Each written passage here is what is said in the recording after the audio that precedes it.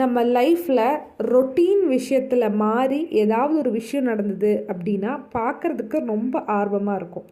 அதே மாதிரி தான் இன்றைக்கி நாங்கள் ஒரு கல்யாணத்துக்காக கோயம்புத்தூரில் இருந்து கிளம்பி ஈரோடு போயிட்டுருந்தோம்.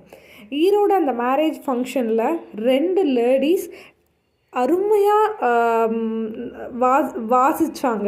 சாங்ஸ் வாசித்தாங்க. இன்ஸ்ட்ருமெண்ட்ஸ் எல்லாம் யூஸ் பண்ணி அவ்வளோ நல்லா இருந்தது. லைவாக நான் லைஃப்பில் லேடீஸ் வாசித்து பார்க்குறது இதுதான்.